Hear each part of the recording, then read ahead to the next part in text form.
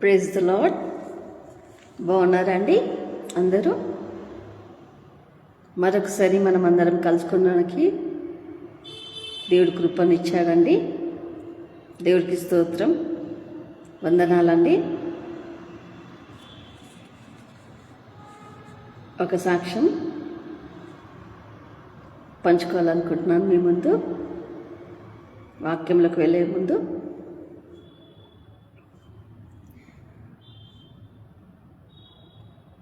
ఆంధ్ర నుంచి, కాకినాడ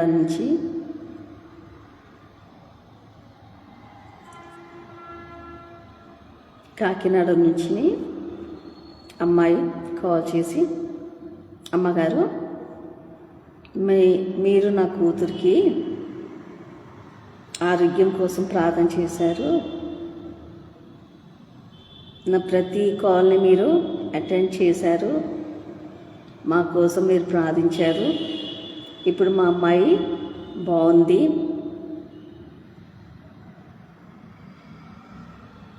దేవుడికి వందనాలు, మీ ప్రార్థన చేశారు, మీకు వందనాలమ్మా. నేను దేవుడికి కానుక ఇవ్వాలనుకున్నాను, ఇస్తానని చెప్పానమ్మా, ఇప్పుడు మీకు కానుక ఇస్తున్నాను. ఈ చిన్న సాక్ష్యము దేవుడు దిగించిన కాక తను సాక్ష్యం పంచుకుందండి. కృతజ్ఞత కలిగింది, దేవుడు చేసిన కార్యం బట్టి కృతజ్ఞత కలిగి ఉన్నదండి. అమ్మా, నేను కానుక ఇస్తాను, మా అమ్మాయి బాగుండాలి, ప్రార్థన చేయండి అని చెప్పి ఏడ్చిందండి. తనకు ఏమీ లేదు, కుట్టు మిషన్ కుట్టుకుంటా, అమ్మా మా భర్త ఒడ్ల పని చేస్తాడు, ఎప్పుడన్నా పని దొరికితే వెళ్తాడు, లేకుంటే ఇంట్లోనే ఉంటాడు అని తను సాక్ష్యం ఇచ్చి దేవుడికి కృతజ్ఞత కలిగి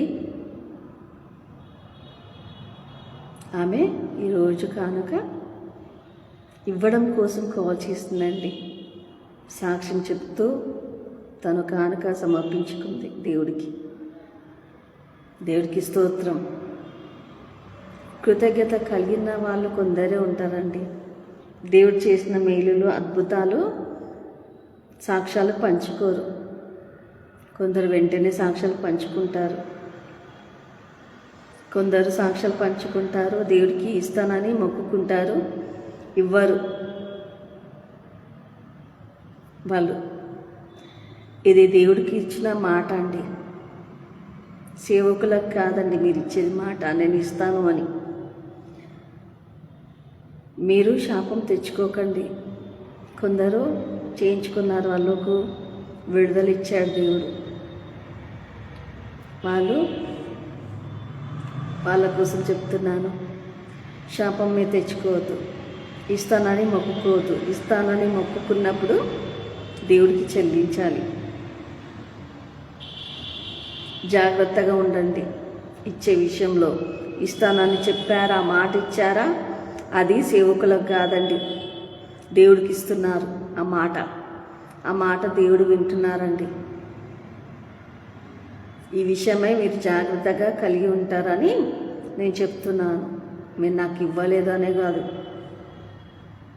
మీరు ఇంకా నష్టం తెచ్చుకోకూడదని ఇది మాట మీకు చెప్తున్నానండి.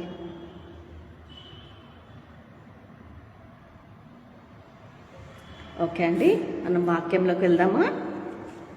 ఈరోజు టాపిక్ పాపము చేయడానికి కాదు, విడుదల ఇవ్వడానికి యేసే పుట్టారు. పాపం చేయడానికి రాలేదు, విడుదల ఇవ్వడానికి మన యేసయ్య వచ్చారండి. క్రిస్మస్ జరుపుకుంటున్నారా అండి? మనం అందరం క్రిస్మస్ జరుపుకుంటున్నాం కదా. నిజమైన క్రిస్మస్ ఏంటో తెలుసా అండి? డెకరేషన్ కాదండి, కొత్త బట్టలు తెచ్చి వేసుకోవడమో కాదు, పెద్ద గ్రాండ్కి చేయాలనో కాదు. జీసస్ పుట్టాడు మనకు విడుదల ఇవ్వడం కోసం, మన పాపం నుంచి రక్షించడం కోసం. వాక్యంలో వెళ్దామా? యోహాను సువార్త 3వ అధ్యాయము 17వ వచనము. లోకమును తన కుమారుని ద్వారా రక్షణ పొందుటికే గాని లోకమునకును తీర్పు తీర్చుటకు దేవుడు ఆయనను లోకములోనికి పంపలేదు. దేవుడు ఏమని చెప్తున్నారండి ఇక్కడ? రక్షణ పొందుటకే కానీ, రక్షణ ఇవ్వడం కోసమే కానీ తీర్పు తీర్చడం కోసము రాలేదండి యేసుప్రభు వారు. రక్షణ ఇవ్వడం కోసమే జన్మించాడండి. రక్షణ ఇవ్వడం కోసమే యెహోవా దేవుడు తన కుమారుడిని యేసుప్రభు వారిని ఈ భూలోకంకి పంపించాడండి. మనకు విడుదల ఇవ్వడం కోసమండి, మనకు రక్షణ ఇవ్వడం కోసమండి దేవుడు పంపించాడు. ఇంకో వాక్యం వెళ్దాము. మత్తయి సువార్త 1వ అధ్యాయము 21వ వచనం. తన ప్రజలను వారి పాపముల నుండి ఆయనే రక్షించును గనుక ఆయన యేసు శబ్దమునకును రక్షుడని అర్థం. అను పేరు పెట్టవలెను. ఏంటంట? రక్షకుడు అని పేరు పెట్టమని చెప్పారు. రక్షకుడికి అర్థం, రక్షకుడికి యేసు అని పేరు పెట్టారు కదండి. యేసు పేరుకి రక్షకుడు అని అర్థం. యేసు ప్రభు వారికి రక్షకుడు అని పేరు. రక్షించడానికి వచ్చాడండి. ఆయన పేరు యేసు ప్రభు వారు. యేసు ప్రభు వారు అంటే రక్షకుడు, మనల్ని రక్షించడానికి వచ్చారు ఈ భూలోకంకి.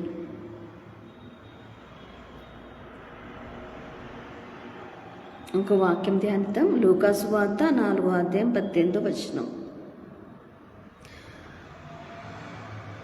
ప్రభువు ఆత్మ నా మీద ఉన్నది, బీదలకును సువార్త ప్రకటించుటకై ఆయన నన్ను అభిషేకించెను, చెరలోనున్న వారికి విడుదలను, గుడ్డివారికి చూపును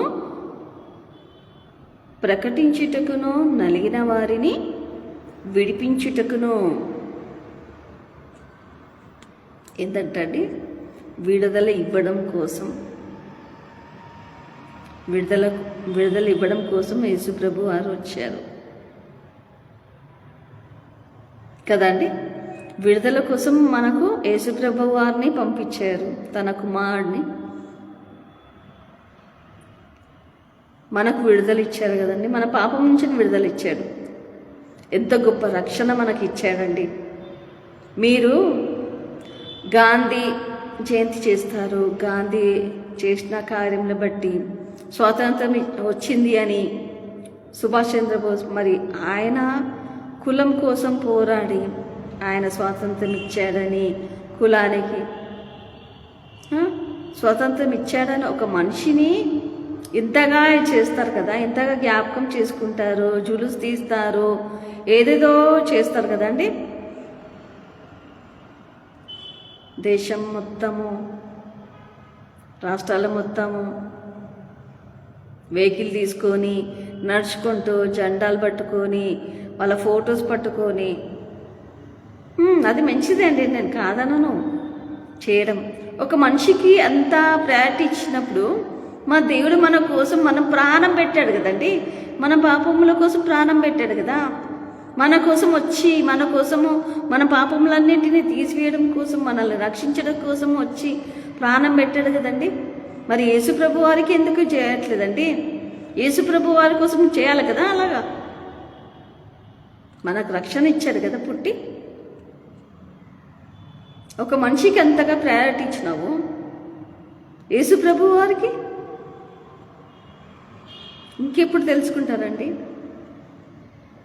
మనుషులకు ప్రతి ఇయర్ వెంటనే మీరు జులుసు తీస్తారు, అన్నీ చేస్తారు. ఇంత గొప్ప దేవుడు, ఇంత గొప్ప రక్షకుడు మన కోసం పుట్టి ఇంత చేసి అవమానాలు భరించి ప్రతిదీ భరించాడు కదండి. ఎన్నో విధాలుగా మన కోసము ప్రభువారు మన కష్టాలు, మన బాధలన్నిటినీ భరించి ఆ సిలువలో తీసివేసుకున్నాడు. మనకు స్వాతంత్రం ఇచ్చాడండి. మన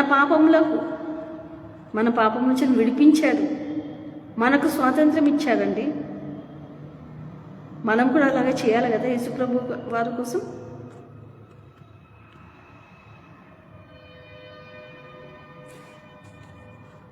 ఇంకో వాక్యం ధ్యానిద్దామా? యోహాను జాన్ 8:36 కుమారుడు మిమ్మల్ని స్వాతంత్రులుగా చేసిన ఎడల మీరు నిజముగాను స్వాతంత్రులై ఉందురు. ఏంటంటండి? కుమారుడు మిమ్మల్ని స్వాతంత్రులుగా చేసిన ఎడల మీరు నిజముగా స్వాతంత్రులై ఉందురు. నిజముగా ఆయన మనకి స్వేచ్ఛ ఇచ్చాడండి, స్వాతంత్రం ఇచ్చాడు కదండి. నిజంగా ఇచ్చాడు, మనకు స్వాతంత్రం ఇచ్చాడు. అన్ని విషయంలో, మన పాపం విషయంలో అన్నిటిలో మనకు స్వాతంత్రం ఇచ్చాడండి. మనం ఇప్పుడు పాపులం కాదండి. ఆయనను బట్టి మనం నీతిమంతులమై ఉన్నాము. ఆయన రక్తం బట్టి మనం నీతిమంతులమై ఉన్నామండి. మనం నీతిమంతులమా? కాదు. ఏ ఒక్కరు కూడా లేరండి నీతిమంతులు. పాపం చేయకుండా ఎవరూ లేరు. ఆ పాపము, మనం చేసిన పాపము ఏ కోడి ద్వారా, ఏ మేక ద్వారానో, దేని ద్వారానో పోదండి. మనిషి చేసిన పాపము మనిషి ద్వారానే పోవాలని మన కోసము ఈ భూలోకంకి వచ్చాడండి. రక్షణ కోసము, ప్రతి ఒక్కరిని విడిపించడం కోసం వచ్చాడు. యేసు ప్రభువారు మనకు పుట్టాడండి. మనం క్రిస్మస్ జరుపుకుంటున్నాం కదా, క్రిస్మస్ అని చెప్పేసి పండగ చేసుకుంటున్నాం కదా. మనల్ని రక్షించాడు కదా వచ్చి. మరి ఆయన పండగ రోజు, ఆయన పుట్టిన దినం మనం జరుపుకుంటున్నాం కదా. ఒక్కరినైనా రక్షిద్దామా? రక్షించాలండి. అదే నిజమైన క్రిస్మస్. ఒక్క ఆత్మ, నశించిపోయే ఆత్మను రక్షిస్తే అదే నిజమైన క్రిస్మస్ అండి. ఆ క్రిస్మస్ మనం జరుపుకోవాలండి. మనందరికీ రక్షించాడండి, మనందరినీ పాపం నుంచి విడిపించాడండి. నిజమైన క్రిస్మస్ ఇదే అండి. సువార్త ప్రకటించు, ఒక్కరినన్నా రక్షించు. క్రిస్మస్ అంటున్నావా? షాపింగ్ చేస్తున్నావా? డెకరేషన్స్ చేస్తున్నావా? కేకులు అంటున్నావా? బిర్యానీ పార్టీలు అంటున్నావా? ఇవన్నీ చేసుకుంటున్నారు కదా, చేసుకోండి, కాదనను. కానీ యేసుప్రభువు వారు మన కోసము రక్షణ ఇవ్వడం కోసం వచ్చారు. ఆ రక్షణ జ్ఞాపకం చేసుకోండి. ఇదే కాకుండా ప్రతి క్రిస్మస్కి ఒక ఆత్మనన్న రక్షిద్దాం అని తలంపు కలిగి ఉండండి. అది నిజమైన క్రిస్మస్ అండి. అది దేవుడికి ఇష్టమైన క్రిస్మస్. అది చేద్దామా? ఈ రోజు నుంచి వాక్యంలోకి వెళ్దామండి. రోమాసువార్త 8వ అధ్యాయము 1వ వచనం. కాబట్టి ఇప్పుడు యేసుక్రీస్తు నందున్న వారికి ఏ శిక్షా విధియును లేదు.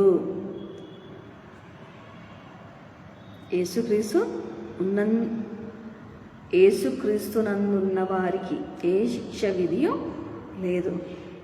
ఆయనలో మనం ఉన్నాం కదా, ఆయన రక్షణ కలిగి ఉన్నాం కదా, ఆయన మనలో ఉన్నాడు కదా, మనకు ఏ శిక్షా విధియు లేదండి.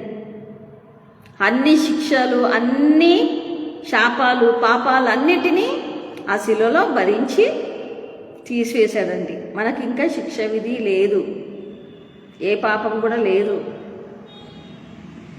అలాంటి దేవుడండి.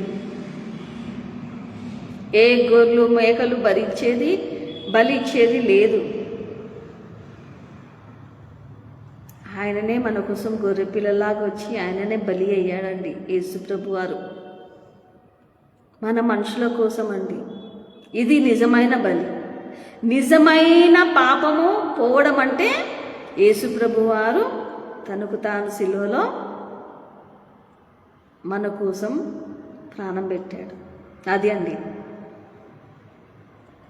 పాపం నుంచి విడుదల ఇచ్చాడు. ఎంతోమంది జనాలు అన్యులు కోడిని బలిస్తారు, మేకను బలిస్తారు, వెళ్ళి సముద్రంలో మునుగుతారు. ఇది కాదండి పాపం పోవడం, ఇది పోదు. నిజమైన యేసు ప్రభు వారిని తెలుసుకోండి. నీ పాపములు, ప్రతి ఒక్క పాపములు పోవాలా? నిజమైన దేవుడు యేసు ప్రభు వారు మన కోసం వచ్చారు, మన పాపములన్నిటినీ ఆ శిలువలో తీసివేశారు అని. ఒక మనిషి చేసిన తప్పు పాపము మనిషి ద్వారానే పోవాలని ఆయన వచ్చాడండి. ఏ మేక ద్వారానో పాపాలు పోవు. అలా అంటే ఎన్నో తప్పులు చేస్తూ ఎన్నో మేకలు ఎన్నో కోర్లు బలిగొచ్చు కదండి.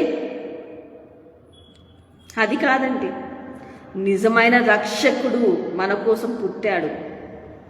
మనం క్రిస్మస్ జరుపుకుంటున్నామంటే ఆయన మనల్ని రక్షించాడు, మన పాపం నుంచి అన్నిటి నుంచి విముక్తి ఇచ్చాడు, మన శ్రమల నుంచి విముక్తి ఇచ్చాడండి. ఆయన రావడం కారణం ఏంటో తెలుసా అండి? పాపంను తీసివేయడం కోసం. మనిషిలా రావాలి, పాపంను తీసేయాలని ఆయన ప్లాన్ అండి.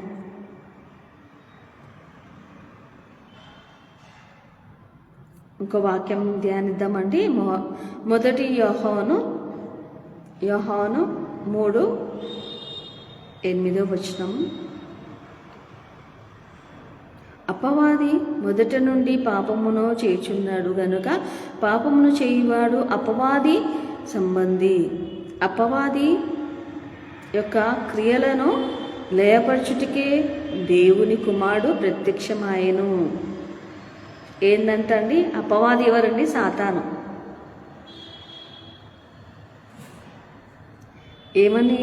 ఏమని చెప్తుంది ఇక్కడ వాక్యము? అపవాది మొదటి నుండి పాపమును చేయుచున్నాడు గనుక పాపమును చేయువాడు అపవాది సంబంధి. అపవాది యొక్క క్రియలను లయపరచుటకే. పాపం ఎవరు చేస్తారండి? అపవాది సంబంధే చేస్తారు పాపాలు. ప్రతి పాపంలో అపవాది సంబంధి వాళ్ళే చేస్తారండి. దేవుని బిడ్డలు పాపం చేయరు. ఎందుకంటే దేవుని బిడ్డలో ఆయన ఆత్మ ఉంటుంది. పాపం చేయాలంటే భయము కలుగుతుంది. ఆ పాపము చేయలేరు వాళ్ళు. అపవాది సంబంధులే పాపం చేయగలుగుతారు, చేస్తారు. పాపమును నశింప చేయడం కోసమే యేసుప్రభు వారు పుట్టారండి. అపవాది ఎప్పుడు ఎవరిని చంపుదామా, ఏమి చేద్దామా అని చూస్తుంటుందండి. యేసుప్రభు వారు మనలో ఉన్నారు. మనం ఆయనను స్వీకరించాము, ఆయనను మనం నమ్ముకొని ఉన్నాము, ఆయన రక్షణ తీసుకున్నాము. మనలో పాపము పని చేయదు, మనం పాపం చేయలేము. భయం కలుగుతుంది. చెప్తాడు, ఇది పాపము, నువ్వు చెయ్యొద్దు అని. నీతో మాట్లాడే దేవుడు ఉన్నాడా? నీతో చెప్తున్నాడా పాపం చేయొద్దని? నువ్వు ఈ పని చెయ్యి, ఈ పని చేయకూడదని చెప్తున్నాడా? అది యేసుప్రభు వారు. యేసుప్రభు వారు ఎవరికి చెప్తారు? ఎవరైతే దేవుడు యేసుప్రభు వారు ఒక్కడే దేవుడు, యేసుప్రభువే నిజమైన దేవుడు అని ఒప్పుకుంటారో, ఒప్పుకునే వాళ్ళు ఎవరో తెలుసా అండి? ఆయనను దేవుని నమ్మినవారు, దేవుని రక్షణ తీసుకున్న వాళ్ళే యేసుప్రభు వారు నిజమైన దేవుడని చెప్పి ఒప్పుకుంటారండి.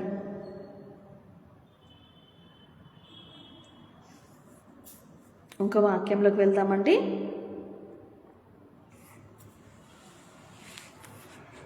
కొలసీలకు రాసిన పత్రిక 1 అధ్యాయము 13-14 వచనం చూద్దాం.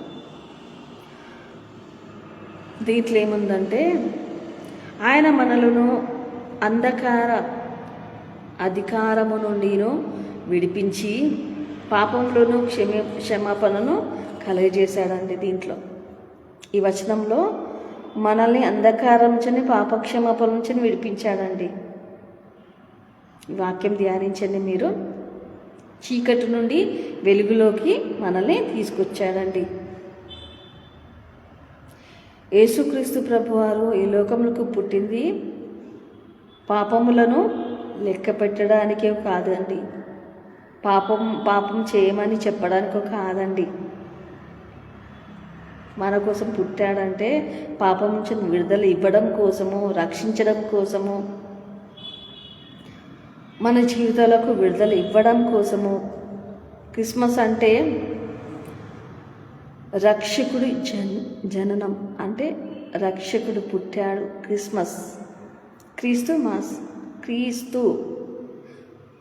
క్రిస్మస్లోనే క్రీస్తు ఉన్నారు. మాస్ ఆరాధించడం అండి, క్రీస్తును ఆరాధించడం నిజమైన క్రిస్మస్. క్రీస్తుని ఆరాధించాలి, రక్షణ భాగ్యము ప్రతి ఒక్కరికి సువార్త ప్రకటించాలి, రక్షించాలి, ఆరాధించాలి. ఆయనను ఆరాధించేవారు ఆత్మతోనూ సత్యముతోనూ ఆరాధించాలి అండి, మాటలతో కాదండి, నిజమైన హృదయముతో ఆయనను ఆరాధించాలి. అదే నిజమైన క్రిస్మస్ అండి, అదే నిజమైన క్రిస్మస్. వినయముతో ఆరాధించాలి అండి. మత్తయి సువార్తలో వాక్యం ఉంది, 2వ అధ్యాయంలో 11వ వచనం. వారు శిశువును చూచి సాగిలపడి ఆయనను ఆరాధించిరి అని. ఏమని ఉంటుందండి? వారు శిశువును చూచి సాగిలపడి అంట ఆయనను ఆరాధించిరి, సాగిలపడి ఆరాధించారండి, విధేయత కలిగి ఆరాధించారండి. రోమాసువార్తలో 12వ అధ్యాయంలో 1వ వచనంలో ఉంటుందండి.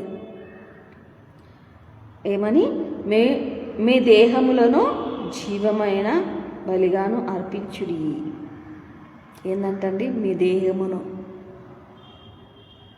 దేహమును ఆయనకు అప్పగించుడి. నిజమైన క్రిస్మస్. మీ దేహమును ఆయనకు అప్పగించడం అంటే ఆయనను ఆరాధించడం, ఆయన కోసం ఏదైనా చేయడం అండి, ఆయన కోసము ఏదైనా చేయడం. కృతజ్ఞతతో ఆరాధించుడి. 4వది కృతజ్ఞతతో ఆరాధించుడి. కీర్తన 95వ అధ్యాయం 6వ వచనంలో ఏముంటుందో చూద్దాం. వచ్చి సాగిల యెహోవాను ఆరాధించుము, ప్రియమైన దేవుని పిల్లలారా. యెహోవాను అని చెప్పి 95 కీర్తన 6వ వచనం చదువుకోండి. ఆరాధించమని చెప్తుందండి. ప్రతిరోజు మనము ఆరాధించాలి, మనసుతో సత్యముతో అన్నిట్లో ఆరాధించాలండి. ఇదండి మనం నిజమైన క్రిస్మస్ జరుపుకోవడం అంటే ఏంటండి? ఒకరిని రక్షణ భాగ్యానికి, రక్షణలోకి నడిపించాలి, ఆయనను ఆరాధించాలి. ఎలాగ ఆరాధించాలండి? హృదయంతో ఆరాధించాలి, వినయముతో ఆరాధించాలి, విధేయతో ఆరాధించాలి. మన శరీరంని ఆయనకు సమర్పించుకోవాలి, జీవమును బలిగా అర్పించుకోవాలి. మన జీవితము ఆయనకును అప్పగిప్పుకోవాలి. మన జీవితము, మన లైఫ్ మొత్తం ఆయనకు అప్పగించుకోవాలండి. మనం ఆయన కోసము జీవించాలి. బ్రతికిన కాలము మనము ఆయన కోసం జీవించాలండి. ఆయన రక్షణ సువార్త ప్రకటింపబడాలి లోకానికి, ప్రపంచానికి. నిజమైన దేవుడి గురించి ప్రకటించాలి అండి. ఇది నిజమైన క్రిస్మస్. క్రీస్తుని ఆరాధించుట, క్రీస్తుని ఆరాధించుట నిజమైన క్రిస్మస్ అండి. ఈ క్రిస్మస్ మనం జరుపుకోవాలి. ప్రతి క్రిస్మస్కి ఒక ఆత్మ రక్షిస్తాము. నీ వలన ఎన్ని ఆత్మలు సంపాదించినవని, నువ్వు ఒక్క ఆత్మ సంపాదిస్తే పండుగ జరుపుకుంటారండి. పరలోకంలో సంతోషిస్తారు, దూతలు నాట్యం ఆడతాయి. అలాంటి క్రిస్మస్ కావాలా? లేకుంటే కేకు డెకరేషన్, శాంటాక్లాస్ ఇవన్నీ కావాలా? బిర్యానీ, కొత్త బట్టలు ఇవి కాదండి. నిజమైన క్రిస్మస్ అంటే క్రీస్తుని ఆరాధించడము. నిజమైన క్రిస్మస్ అంటే ఒక ఆత్మ దేవుడి కోసం సంపాదించడము. ఇది నిజమైన క్రిస్మస్ అండి. ఈ క్రిస్మస్ మనం జరుపుకుందామా? ఈ రోజు నుంచి, ఈ సంవత్సరం నుంచి ఒక్క ఆత్మ సంపాదిస్తే మీకు సమస్తము జరుగుతుంది. మీకు ఏదైతే అప్పు సమస్య ఉందా, ఏ సమస్య అయినప్పటికండి, ఒక్క ఆత్మకి నీకు శాలరీ ఉంటుంది. ఒక్క ఆత్మకి నువ్వు బ్లెస్ అవుతావండి. ఒక్క ఆత్మను రక్షించి చూడు. దేవుడి కోసం జీవించు. ఎన్ని రోజులు ప్రతి ఒక్కరికి మనుషుల కోసం జీవించావా? మనుషులను ప్రేమించావా? మనుషులను ప్రేమించినా వేస్ట్ అండి. వాళ్ళ ప్రేమ వేస్ట్, శాశ్వతమైనది కాదండి. వాళ్ళ ప్రేమ వేస్ట్, ఎప్పటికీ చూడరు.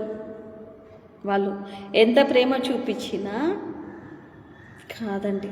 నిజమైన యేసు ప్రభువారే ప్రేమ స్వరూపి అయి ఉన్నాడండి. ఈ రోజు నుంచి నిజమైన క్రిస్మస్ చేసుకుందామా మనం? నిజమైన క్రిస్మస్. ఈ వాక్యము మీకు నచ్చి ఉంటే లైక్ చేయండి. దేవుడి కోసం, దేవుడి మాటలు మీకు నచ్చి ఉంటే సబ్స్క్రైబ్ చేయండి. ఈ వీడియోని సబ్స్క్రైబ్ చేసి షేర్ చేయండి. మీరు దేవుడి మాటలు ప్రతిరోజు వినాలనుకుంటున్నారా? దేవుడి కోసం జీవించాలనుకుంటున్నారా? ఈ వాక్యం ప్రతి ఒక్కరికి తెలియాలి అనుకుంటున్నారా? దేవుడి మాటలు ఇతరులకు తెలియపరచబడాలి, తెలుసుకోవాలి, వినాలి అనుకుంటున్నారా? సబ్స్క్రైబ్ చేసి షేర్ చేయండి. ప్రతి ఒక్కరికి లైక్ చేసి షేర్ చేయండి. దేవుడికి స్తోత్రం. Praise the Lord. God bless you all. మిమ్మల్ని అందరినీ దేవుడు దీవించునుగాక. సమృద్ధితో దీవించునుగాక. ఆరోగ్యముతో, సమాధానం, సంతోషంతో మిమ్మల్ని దేవుడు దీవించునుగాక. చేద్దామా అండి? ఈరోజు నుంచి నిజమైన క్రిస్మస్. యేసు ప్రభువాన్ని ఆరాధిద్దామా? మనసుతో, హృదయంతో, వినయం కలిగి ఆరాధిద్దామా? ఈరోజు నుంచి నిజమైన క్రిస్మస్ జరుపుకుందాం. ఒక్క ఆత్మను రక్షిద్దాం. అది నిజమైన క్రిస్మస్ అండి. ఓకే అండి. Praise the Lord. అందరికీ నచ్చి ఉంటే మరొకసారి, మీకు ఈ వాక్యం నచ్చి ఉంటే లైక్ చేసి సబ్స్క్రైబ్ చేయండి. మీకు ఏదైనా ప్రార్థన రిక్వెస్ట్ కావాలనుకుంటే నా నంబర్ ఉంటుంది స్క్రీన్ పైన. నాకు ఫోన్ చేయొచ్చు, మెసేజ్ పెట్టొచ్చు. వాట్సాప్ నంబర్ ఇదే, గూగుల్ పే, ఫోన్పే నంబర్ కూడా ఇదే అండి. కానుక ఇవ్వాలనుకుంటే, మీకు ప్రార్థన చేసినప్పుడు విడుదల కలిగి ఉంటే మీరు కానుక ఈ నంబర్కి ఇవ్వచ్చు. ఎందుకంటే అడుగుతున్నారండి, కానుక ఇవ్వాలనుకుంటున్నాం అమ్మ, నంబర్ ఏంటి అని. సో ఇదే అండి, గూగుల్ పే, ఫోన్పే అని మీరు ఇవ్వచ్చు. దేవుడికి కృతజ్ఞత కలిగి మీరు ఇవ్వచ్చండి. God bless you all.